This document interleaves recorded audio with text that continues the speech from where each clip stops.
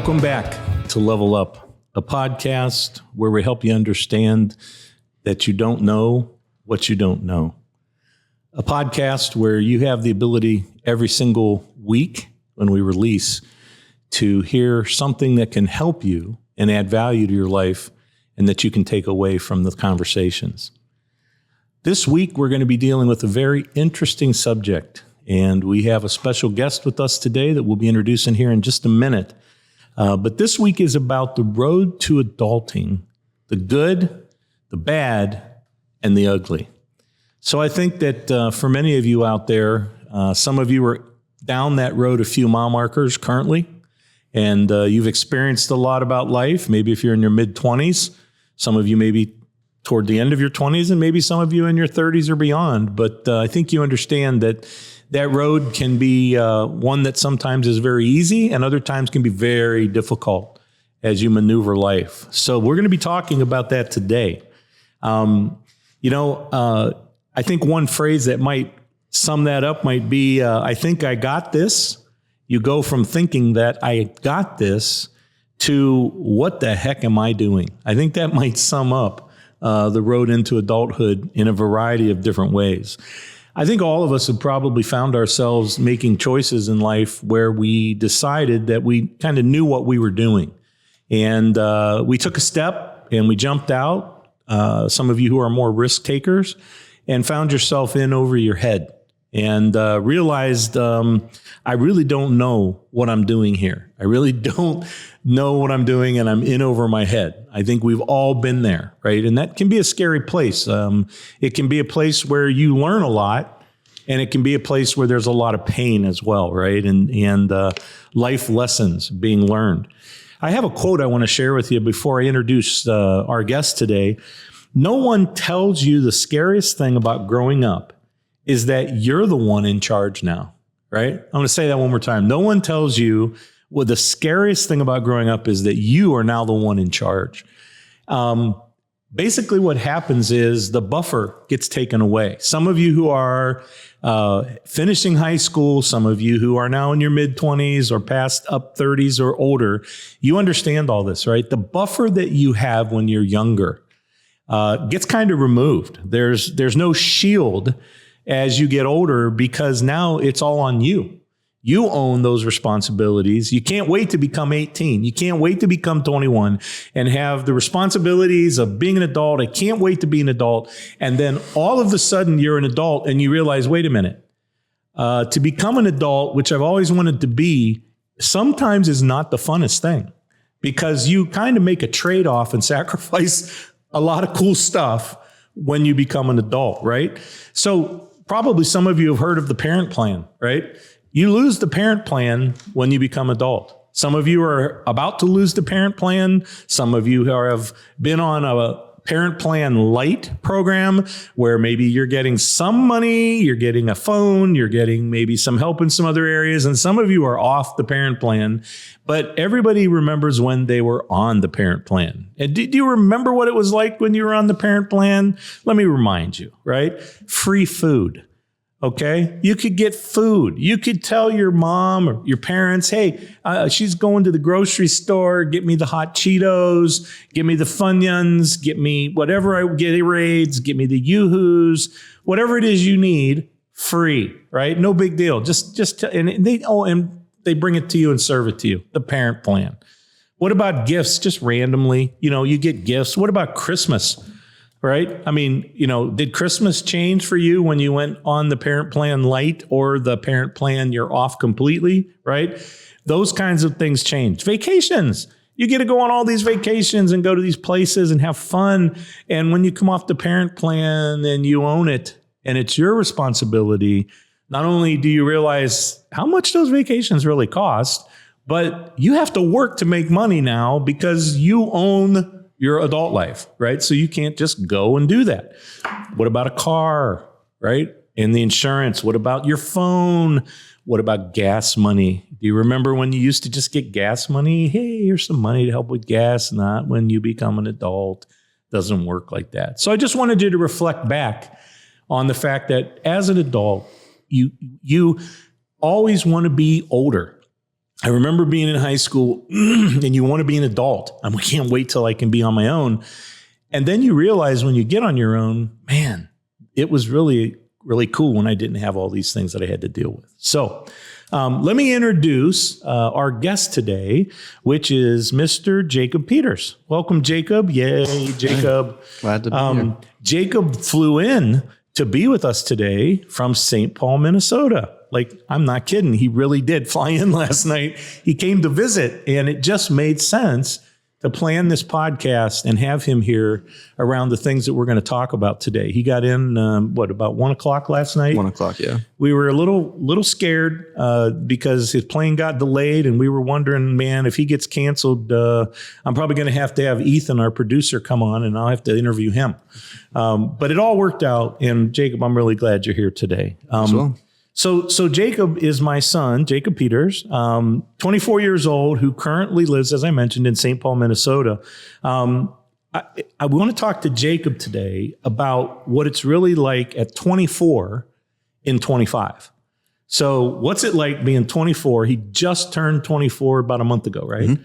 And so what's it like in the year 2025 being 24? Many of you out there are around that age. You're going to associate and maybe through some really honest discussions that are very real here today. There may be some things that Jacob can offer up that will be helpful, or maybe some things that you may want to think about differently. And so that's why we wanted to talk about this when we talk about this road, right, to into adulthood. Couple things about Jacob. I'm actually glad Jacob is here today, not only because of, just coming to visit, but about a year ago, we were at the sand dunes up in Silver Lake, and I have a brand new Can-Am 700 all-wheel drive, 2-seat up monster four-wheeler. And we go up to the sand dunes in Michigan every year with our whole family, and we have a blast. I had a TRX with the Hellcat engine last year that I drove on the dunes, which was amazing. And then we had a couple four-wheelers. My son Denton had a dirt bike, but Jacob was riding this new four-wheeler, and he had an accident doing donuts on the beach. And unfortunately, he flipped and went out and broke his ribs in 6 places, right? Yep. So that was a bad thing, right? We were really concerned about Jacob. We had to take him to the hospital. They bandaged him up. And how long did it take you to get over that? I want to say about 2 months. And the funny thing was when I went on a boat, like as soon as I got back to Minnesota, every wave you could just feel it. But I ended up just sucking it up and going back to work with it, and eventually just was able to deal with it. Yeah. So a couple months. But listen, it could have been a lot worse. So, I'm really glad he's here and he's not crooked and walking sideways and, making like sounds when he moves, like he's in pain or something. So really, really glad. A couple of things about Jacob, just to give you an intro about his background, right? So Jacob went to Hudson High School. You graduated in what, 2018? 2019. Jacob mostly played some football, but you wrestled. Yes. And what class, what weight group were you in the wrestling? I started at 220, and then around my junior year, I dropped down to 182. Okay. And you were really successful in that. I remember being at one of Jacob's meets, and it was right before a state, right? Like a level. Sectionals or regionals. Yeah. And he was winning and going to move to the next level from there. And I remember he picked this kid up, and literally the kid was upside down, and he picked him up in the air, and the guy fell. And typically, you catch yourself when you fall, but he didn't. No. And he just fell from midair straight down on his head. And it was kind of a scary gig, to be honest with you. I mean, like we were like, wow, look, he picked that guy up. And then it was like, whoa, that guy fell down and he's not moving. And it was really scary for a moment. I mean, we can talk about it now and it's kind of funny, but then it was like, whoa, but the guy was okay. It just knocked him out, but you ended up getting disqualified. I remember. Yeah, he passed injury time for the amount of time it took him to get up. And then that was the end of the wrestling career. Yeah. So and that was your senior year, right? Yeah. So a lot of wrestling, and Jacob has moved in his life. He's going to talk more about this, but he's moved into being a senior mechanic out in St. Paul. He actually went through school at Century College out there and went through certification, and has now worked in the field for several years and has gained a tremendous amount of experience, not just on a particular car brand, as if he was working for like Chevy or, GM or BMW, for example, but he works on all of these types of vehicles. So he gets well-rounded in his skill and how to do all kinds of different things. So he becomes really a very valuable asset for someone to have. There are a couple of memories I have with Jacob that are pretty funny. It's interesting when you stop to think about, I've known you since you were, I think, 6 or 7 years old. And I remember the first time we met, you came over, said hi to me and said, "Cool car." When you were like 6 or 7, I remember that in a McDonald's parking lot. But one of the things, it's like all these memories, and then, some of these ones stick out. And I remember one of the memories we have is, we went on this, we were at Silver Lake Dunes, as I mentioned earlier, we were back then, and we decided, I had this great idea that we were all going to take a horseback ride. And so we got horses, and all of us got on, Jacob, Denton, Amy, and, about 15 other people. And for those of you who ride horses, you're going to really laugh at this because you're going to understand what went wrong. And for those of you who don't ride horses, you need to learn and ask this question before you get on the horse, because it's a memorable thing from a long time ago. So we got on the horses, we took off, and we're going right along through the weeds. I don't know, it was like an hour and a half horse ride probably, right? And these are, pretty big horses, and we're just kind of going slow. And I know there are official words for what horses do. There's like the slow thing and the middle thing, the trot and the gallop. And I don't know all that, okay? But what I do know is that the lady in the front said, "Okay, we're going to do this now." And, so all of a sudden, I don't know what the official word is, but the horses started to run, and we had to stay together. Well, what's really interesting here that happened to Jacob and I, and Denton was there too. And I think Denton would have been maybe 5 years younger now so he might have been around 10 or maybe 8. So we're tooling. And as soon as we start to run, something seems very, very wrong to me. I am experiencing significant pain. I'm experiencing significant pain in a place that I can't really say on the podcast in its physical word or name, if you get what I'm saying here, okay? And I look back and I look at Jacob, and Jacob is experiencing severe pain. And we are riding the horse, and every time we bounce, we are experiencing severe pain. And I'm screaming at the lady who's up in front, 5 to 8 horses in front of me, going, "Hey, this really hurts," right? You remember? Oh, yeah. And I'm looking at Jacob, and he's going like this, right? He's not saying anything, but making some really amazing faces. And I don't know about Denton. I don't know where he was in all of this. I mean, he was 10 or 8, and he might have been like, not bothered by the pain. I'm not sure. But I can tell you this, the lady finally stopped. And I'm like, "Listen, something's really wrong here. We got 15 people around us." I'm like, "Listen, something's not right." And they hadn't adjusted I don't even know what they're called. Not Stirrups? the stirrups. Yeah, no. Is it stirrups? I believe, stirrups is what you stand on. Yeah, that's the it. Saddle, maybe the saddle. No, it was the stirrups. The stirrups. Because you were supposed to be able, when you stand up in the stirrups, to get your butt up off the seat. So when they run, you just go with them like this, right? And you're not going like this. That's a whole different experience. And so that's what Jacob and I experienced horseback riding. And that's been a funny story that we've shared till this day. And I have to tell you, I don't think that I have ridden a horse since then. Have you been on a horse? No, but I have watched the show Yellowstone, and I now know the form, so I'm ready this time. So there you go. If you're going to ride a horse, make sure you ask if the stirrups are adjusted and you can stand and get your butt off the saddle when the horse decides to run, okay? The other thing I remember is, this is funny, and he's going to talk about this here in just a minute, I'm sure. But I remember Jacob telling his mom and I, in his senior year, after he was close to graduating or right after graduating, he was thinking about moving out. Like he told us one day, yeah, I think I'm going to move out and go and do some things. And okay, well, that's cool. Like in a passing conversation. This wasn't like, let's sit down and talk about it for an hour. Let's figure out where that's going. It was like, I think I'm going to move out. And so I don't know, a week or two later, I came home and I pull up in the driveway and here he is carrying a mattress out of the house. He's moving. And I'm like, what the heck is happening? And it's funny when I think back about it. I'm like, I remember you coming out of the garage with a mattress on your back. I'm like, oh my gosh, he's just moving. He's out of here, right? Because you were wanting to be an adult. An adult, right? Wanting that independent. Yeah. So back to what we talked about earlier, right? Like you get to the end of high school and you just can't wait to be an adult. So a couple fun things there, that I've had. Anything that you can remember, Jacob, that you want to bring up about funny or something I can't remember because I'm older than you now?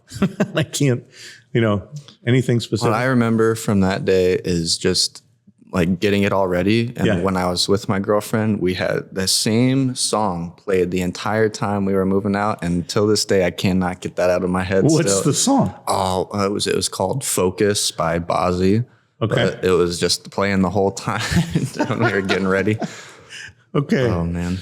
So we're going to look at three parts here, right? I kind of divided it, the good, the bad, the ugly. So we're going to talk about, first of all, the good things about the road to adulting and what's happened there. So Jacob, now that you're 24 years old, one of the things I'm interested in and people are probably interested in is what's one win, one thing in your life that you're really proud of now at 24 years old, one win that you could share with us today. Well, it'll be coming in the next month or two, but I have bought an engagement ring and I will be proposing to my girlfriend very soon. Very cool. Very cool. That's a big deal. Yeah. Very excited. That's a very big deal. Big step. Can you talk about how your definition of what success is, how that's changed since you were in high school? So 100%. Yeah. I want to say when I was in high school, my version of success was kind of just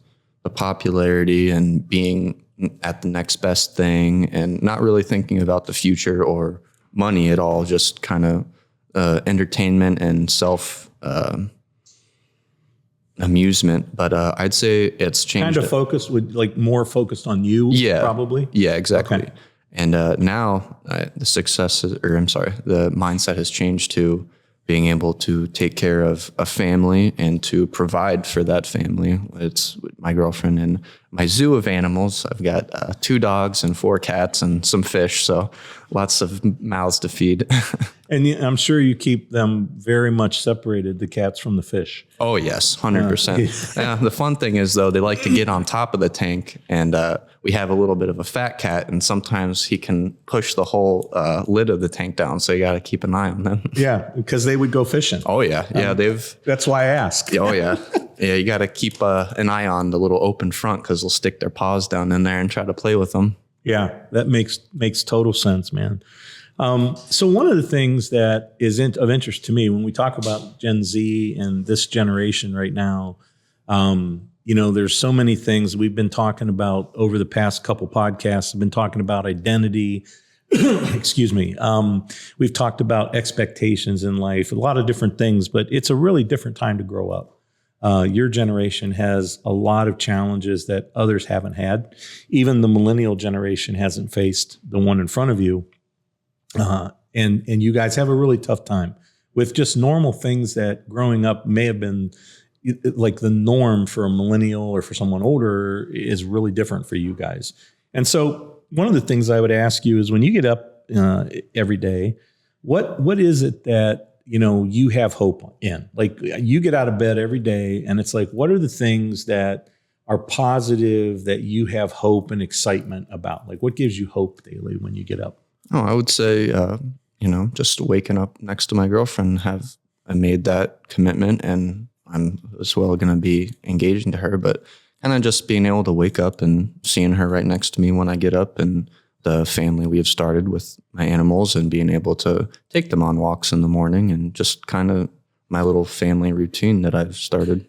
Okay. So you're getting to a point where you feel family. Yeah. Right? You feel a family scenario with her, with the dogs and your cats and your fish, which you're not walking, but if you are, let me know and please send me a video. Oh, I will. I'll have to post it up. Heck yeah. But that's really good because, when we talk about what's changed in your perspective since high school, right? That's a new thing. Yeah. Right? 100%. Would you say you have a really much better understanding of family? Like if you look back to what you were dealing with through high school, being home, right? Still at home, not an adult yet. Can you see looking back there and understand some of the feelings of family there and things that were going on now that you're a little bit older and you're starting to see family yourself? Oh, yes, 100%, especially with being involved with my girlfriend's family and them having younger kids than we have and or you guys have. And kind of just, I guess, how I would take certain, whether it be like punishment or just things that, you kind of have to do for your kid anyway to steer them clear, but just being very strong-headed about certain scenarios and now being able to look back after multiple years and like, that was really not anything that wouldn't have happened in reality, and just being able to move past anything and have a stronger bond with your immediate family. Yeah. Okay. Awesome. Well, let's talk about the middle ground and the bad, right? So we talked about the good stuff where you are. So if there was something in life that you look back now that no one warned you about in your 20s, right? Like even coming out of high school to now. So nobody warned you about this. What and you had a whoa moment, right? Like, oh my gosh, I had no idea. Can you give me an idea of what that might be or might have been that you might have faced? Something that like nobody warned you, was a complete blindside whoa moment. Oh yeah, definitely. What I've tend to see is when you have a certain kickback or something sets you back, it could be anything. Even one of my coworkers said, it all happens in threes. It doesn't tend to just be one thing and you're like, oh, you can recover from it. As soon as you get hit with one thing, it seems like life just likes to throw everything at you. So you have to be very prepared and very patient, because not everything is going to be an immediate fix or you're going to have the answer right away. Sometimes it can be prolonged or it can be very long, but you just have to stick through and keep your head on your shoulders. Okay. So in a way, if I read into that, it's an expectation. Yeah. Right. It has to do with expectation of what's going to happen with things as you move forward or you're going through this process, right? Correct. Yeah. And we talked about expectation, like our episode 3, actually, we talked about expectation and the fact that expectation is kind of a movie that's playing in your head about a circumstance, whatever it might be, a person, a friend, a restaurant, food you're about to eat, a car, doesn't matter, right? Your job, but you have a movie in your head and this is the way you see it playing out. And then it plays out in a whole different movie. Yes. Right? Is that kind of what you're trying to say? Yes, exactly. Yeah. So there's quite a bit of that happening in the past 6 years or so for you, getting to the age that you're at. There's been lots of movies that were, this is where I'm going, but the movie reality was different. Yeah. 100%. Yeah. You can always have a plan for what you're going to do, but a lot of times it likes to be like a mountain road. You're going to have very many curves and turns before you get there. Right. Right. And the one thing we talked about last week on the podcast with expectations was we talked about the fact that the expectation is here, the movie, and then reality is here. And what happens is a situation that we deal with our whole life, actually. Like it doesn't go away just when we're 24. It doesn't go away at my age even. I still deal with it. If we don't learn to deal with expectations, it can blow our life up for the rest of our life and make our life horrible. I mean, because we have the movie, there it is. This is reality. And then in between is our emotion. And so our emotion is typically hooked to the movie. Yeah. This is the movie and I'm excited. And then this happens and we lose our mind. because our expectation was up here, right? So as we grow and we get older and grow mature, even myself right now, expectation is a very, very real thing, right? Making sure that I can adjust my emotions to what reality is versus what I was expecting. And I struggle with that every day. Still, honestly, it's something that I have to deal with. So let me ask you this just briefly. How do you feel social media has helped form you? Maybe form you is not the right word, but been a positive and or a negative thing in your life since you left high school? How's social media played into Jacob to this point? Helped you, not helped you? Where are you on that? Well, definitely kept me up to date with trends or certain news that I follow through social media. But I guess I would say I'm an oddball for my age, because I guess not everyone, but I tend to use TikTok just for my self-entertainment. But like my Instagram, I let my girlfriend run that and just kind of post whatever she wants or anything like that. And I don't have a Facebook or anything like that. But I would definitely say, just watching it through my girlfriend, it can really shape what you think of people or certain lanes that you can go down through life. And it is very much so get in your head, and you have to be able to, I guess, just shut your phone off and not let that stuff affect you. It's like a whole nother dimension almost. It's like you can say anything you want to someone in person, but there's going to be a lot of unfiltered stuff online. And, it can really get under your skin, or it can really motivate you, whatever way it's going. But I like to think that it really just depends on how you let it affect you. If you let all the bad stuff get to you, you're going to be stuck in a rut and you're not going to be able to get out. But if you can kind of get past that stuff and realize there's always going to be haters, you'll be able to take it in a good way and enjoy it, and not just use it for the bad comments or what people are saying about you. Yeah. You said something there about the haters, right?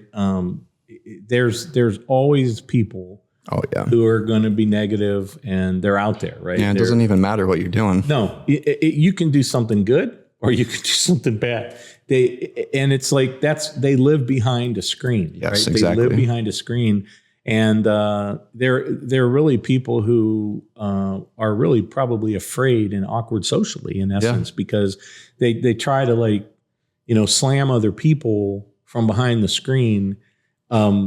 Maybe it's jealousy, right? Maybe it could be that somebody has something good in their life that they posted up, and they see that, and then they make a negative comment and hate on it, just because they're maybe jealous because it couldn't happen for them. Right? Yeah. Everyone's got their opinion and they like to say it. They do. And one of the things I'm going to say here, and honestly, I just want to make sure my mic doesn't fall off, because that'll be a bad situation right here. But one of the things I want to say here that I wasn't planning to say, but I think is really important, especially with the people we're talking to, is when we talk about haters and all of that, right? The one thing that I think is so lacking in the society right now, especially in general, right? In general, but specifically into this generation, is tolerance. And what I mean by that is I feel like there is a very quick move to judge somebody, and based on you don't believe what I believe, you don't do what I like, so therefore I can't be friends with you, right? Rather than realizing the person, right? It's the person that you have a relationship with. Yeah. It's not their belief, right? There is a big difference there. Like, I have a relationship with you as my son, right? And I have friends that I have relationships with. And there are people that I know that have beliefs that I don't really believe in, right? I don't practice and I don't believe them. Yeah. However, I'm still friends with them, right? Yeah, I can still have a relationship with them. And I don't go, well, you don't think like I do, and so therefore you're off the list. I can't talk to you anymore. I think there's that whole thing of tolerance has gone on turbo. In the world we live in. And I talked about this show is not just about a podcast, right?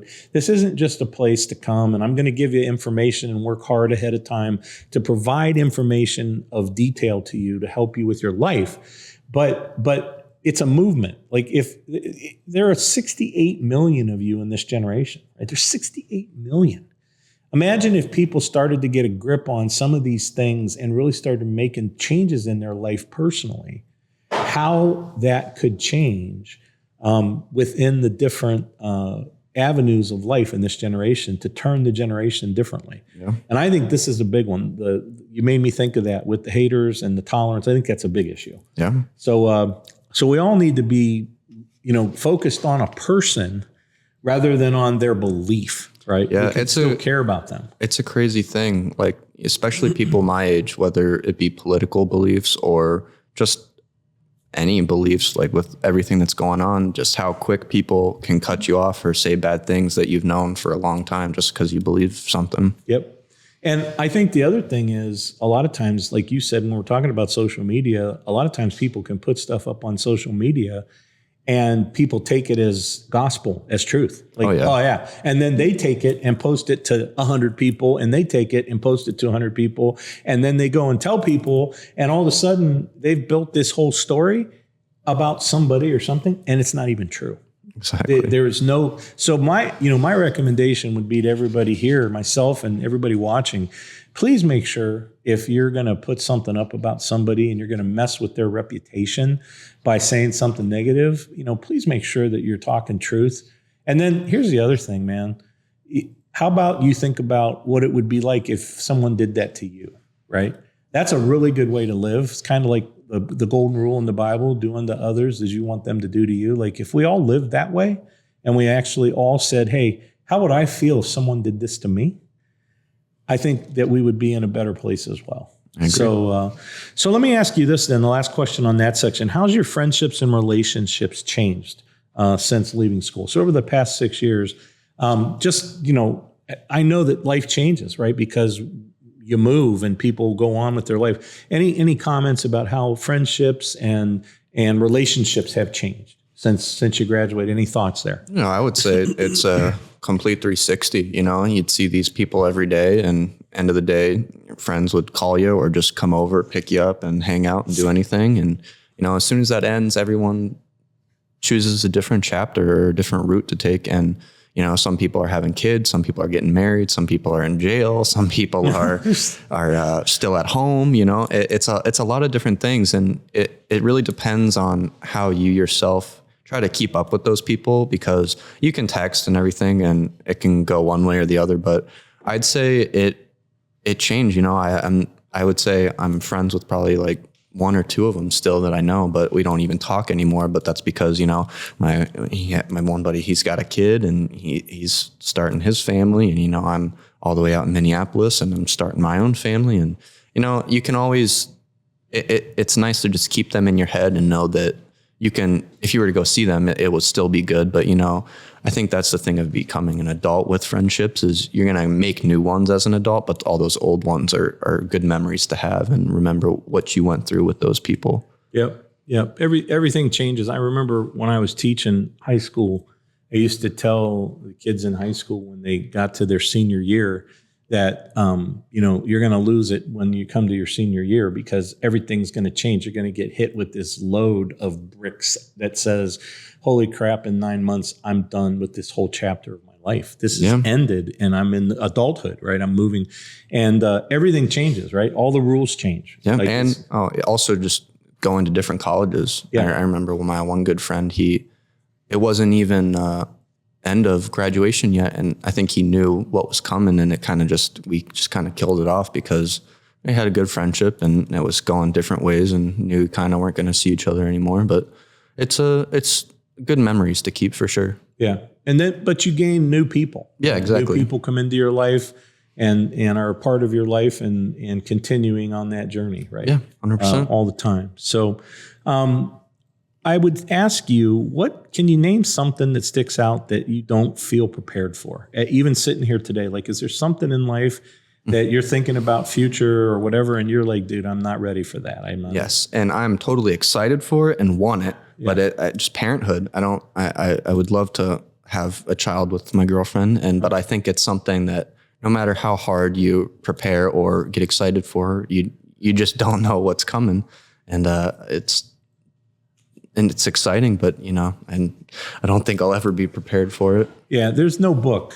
I know that, having 3 kids, there is no book that specifically says do this and do that. There isn't one. Yeah. So it's a challenge. Got to write your own playbook. You got to write your own playbook. I talked a little bit about expectation last time about kids and some of the stuff I went through, right? Like I wasn't expecting at 45 to have a baby, but we did. Yeah. And, I wasn't expecting to be holding him up above my head, showing him to people. And all of a sudden, things started to come out of his mouth all over my head. And so I talked about that last show, but these are the kind of things that come along with it. And you don't think about those things when you talk about a family or staying up all night when they don't sleep through the night yet. Exactly. Yeah. So, okay, that's good. That's a really good answer. Something about adult life that still doesn't make sense to you. You got anything there? There's something about being an adult and you're like, dude, I just don't understand. I will say just taxes. I mean, anything you find out, there's taxes for this. There's property tax. There's tax on freaking Diet Coke or whatever you want to get. Everything is taxed, and it's like, come on, can we just have a free world? Not a free world. Can we just keep our money? Can we keep our money? Yeah. And then you get taxed on it for your checks too. And it's like, oh my gosh, just everything, taxes. Yes. Yeah. It's hard to get a grip on. And even at my age, it's still hard to get a grip on. Makes you want to join a union. I'm just telling you, man, it's the taxes are a tough gig. That's why I would tell you there comes a point where you need somebody to do your taxes. Yeah. Because it's not pleasant. I remember about 10 or 15 years ago, I had a friend that does taxes. His name was Ron, and he did my taxes for me. And I went to see him, and I was kidding him. He said to me, "Hey, maybe afterwards we'll go grab lunch and get a drink." And I'm like, "Yeah, okay, yeah, sure, why not?"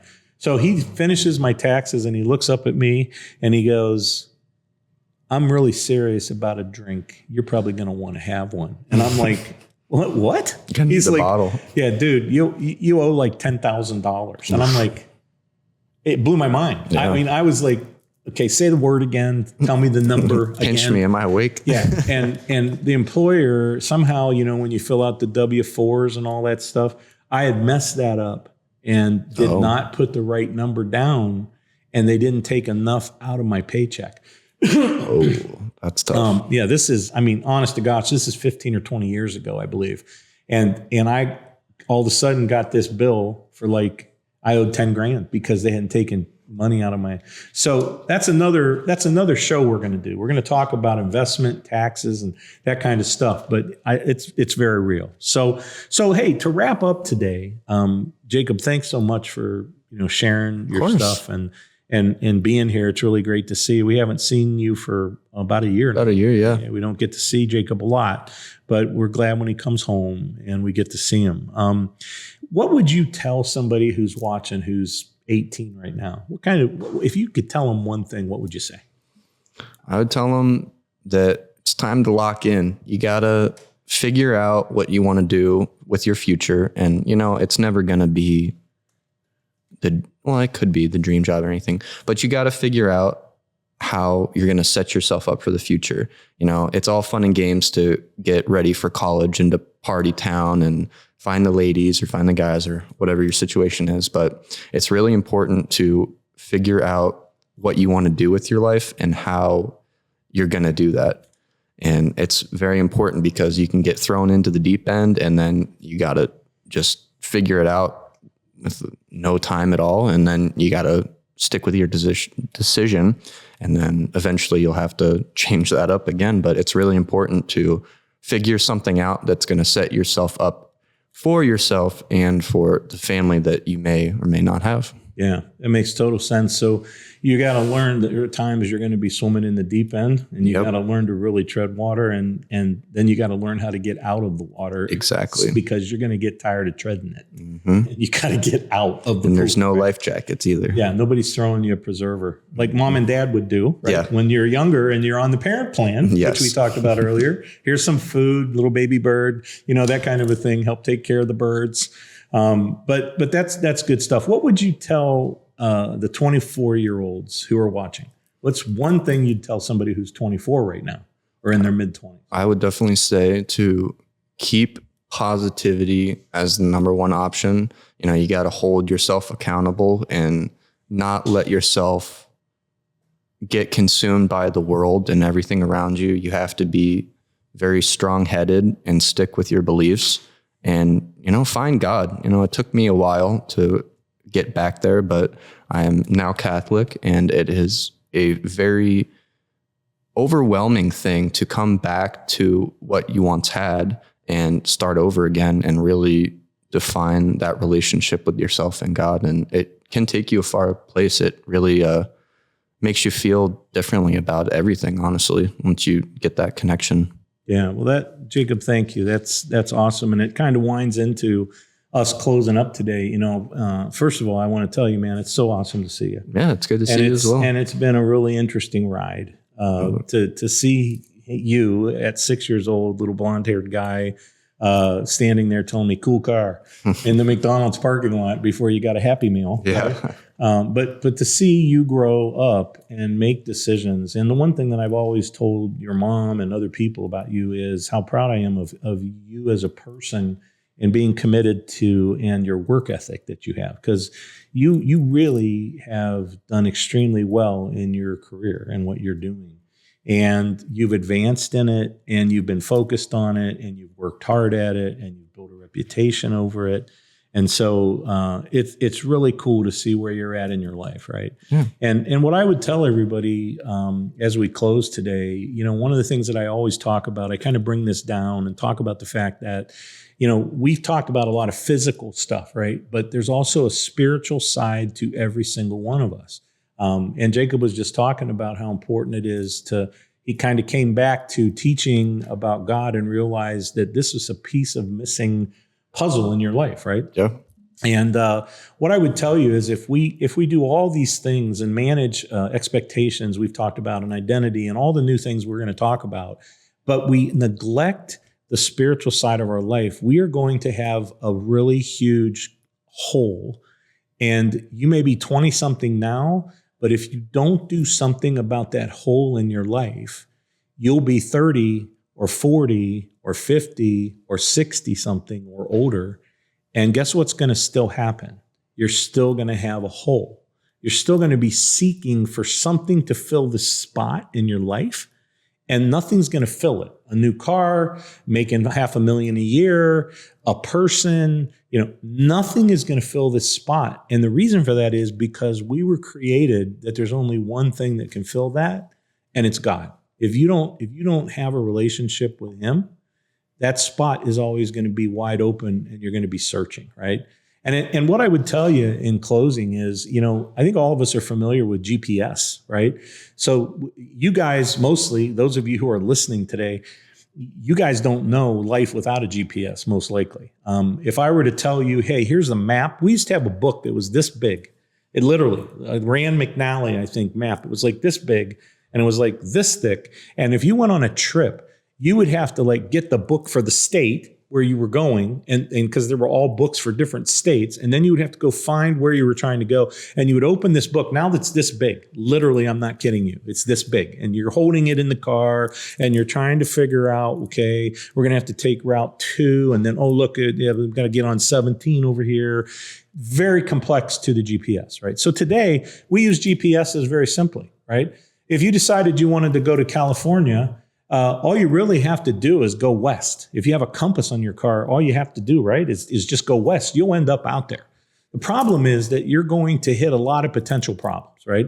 You could be in danger. You might go through some cities that are a little shaky. You might be in danger there. There might be roadblocks. There could be weather. There could be accidents. There could be detours, all kinds of different things. Eventually, you'll get there, right? But look at all the mess you got to go through to get there.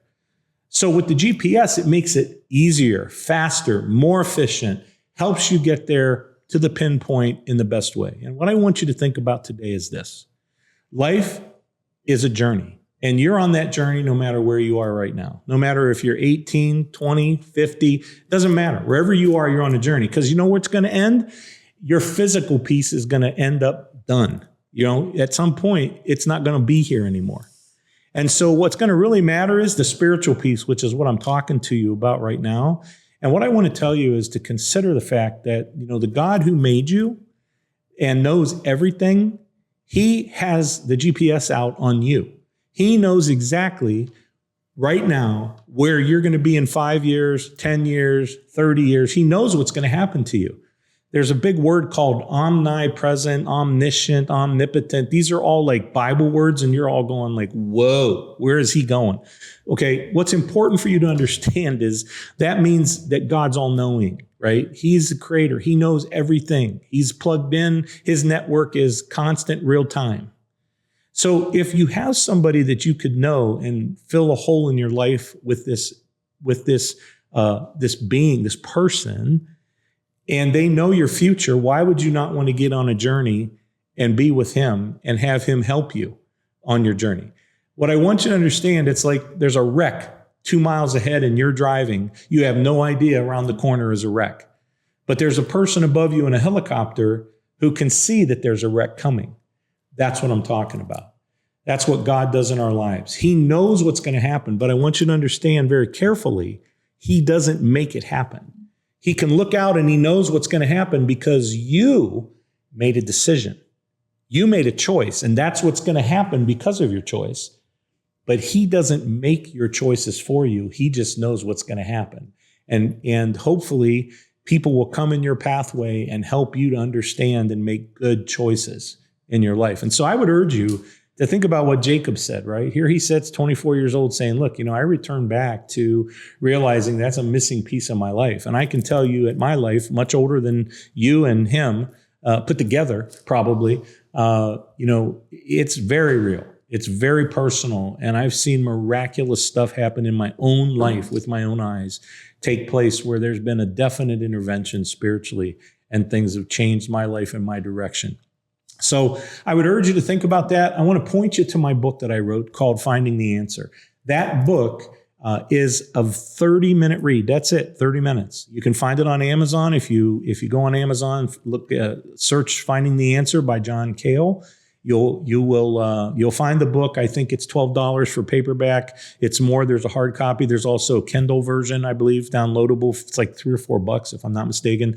And I don't really care if you buy the book because of the money. I have to pay for the books. What I care about is that I believe, based on other people reading it, that it is a life-changing thing that gets you to think about and reflect on your own personal life, where you are, where you're going, and introduces a way to think about God that you might not have thought about. So I hope that you will go and be a part of that. Feel free to reach out to me, DM me. You can also email me at levelupwithjohn at gmail.com. So level, LVL, upwithjohn at gmail.com. And again, you can DM me as well. And I just want to challenge you to walk away and please tell somebody about the podcast, right? Again, I see this as more of a movement of an effect of change for people in your guys' generation and struggling, that these things can help you, then do something with it and tell somebody about it. Send them the link to the podcast. Get them involved so that you can make a change and impact somebody like a wave that ripples out in your life and make a difference, okay? So, Jacob, again, thanks for being here, man. I really appreciate it. Love you. To be here. Appreciate you being here. The pay's still the same. Zip and free lunch. So until next time, do something, would you please? Don't sit there and veg out with the remote in your phone. Do something with what we're talking about. We'll see you soon. Remember, you're unique and there's only one you. And I'm John, and I'm out.